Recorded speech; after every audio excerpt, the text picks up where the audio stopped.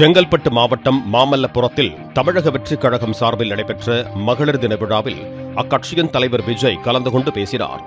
ஒரு கதையுடன் உரையை தொடங்கிய அவர் பெண்கள், குழந்தைகள், குடும்பத் தலைவிகள் உள்ளிட்டோருக்கு பல்வேறு அறிவிப்புகளை வெளியிட்டார்.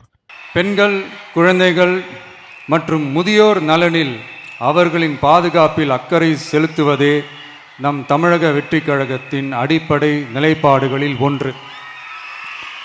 இதை நம் கட்சியின் முதல் மாநில மாநாட்டிலேயே அறிவித்தோம். அதன்படி அதற்கென தனித்துறை, அதாவது தனி இலாக்கா ஏற்படுத்தப்படும் என்று அறிவிப்பு செய்யப்பட்டது. முதல் மாநில மாநாட்டில் அறிவிக்கப்பட்டது போலவே பெண்கள், குழந்தைகள் மற்றும் முதியோருக்கென தனி இலாக்கா உருவாக்கப்படும். அந்த இலாக்கா எனது நேரடி கட்டுப்பாட்டிலும் கண்காணிப்பிலும் இருக்கும். சமரசமற்ற பெண்கள் பாதுகாப்பை நோக்கி பயணிக்கும் நம் கனவு நனவாவது உறுதி என்பதை நமது தேர்தல் முதல் வாக்குறுதியாக சொல்வதில் பெருமை கொள்கிறோம். தனது நேரடி கண்காணிப்பில் பெண்கள், குழந்தைகள், முதியோருக்கு தனி இலாக்கா உருவாக்கப்படும் என்றும் 60 வயதுக்குட்பட்ட அனைத்து குடும்ப தலைவிகளுக்கும் மாதம் 2500 ரூபாய் வழங்கப்படும் எனவும் அவர் தெரிவித்தார். மக்களுக்கு அரசின் சார்பில் வழங்கப்படும் தொகையால் அவர்களின் மளிகை சாமான் வாங்குவது போன்ற முக்கிய செலவுகளில் ஒன்றாவது குறைந்தபட்சமாக பூர்த்தியாக வேண்டும்.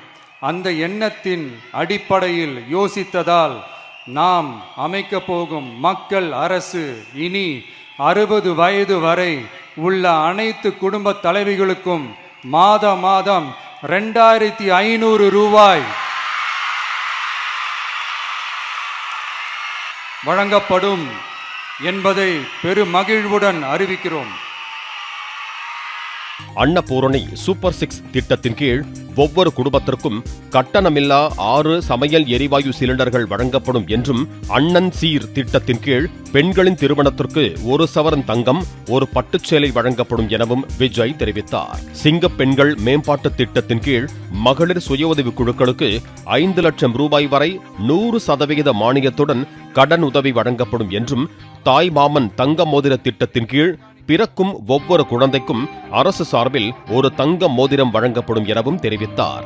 பிறக்கும் ஒவ்வொரு குழந்தைக்கும் பராமரிப்பு பொருட்கள் அடங்கிய பேபி வெல்கம் கிட் வழங்கப்படும் என்பது உள்ளிட்ட அறிவிப்புகளை தாவேக தலைவர் விஜய் வெளியிட்டார்.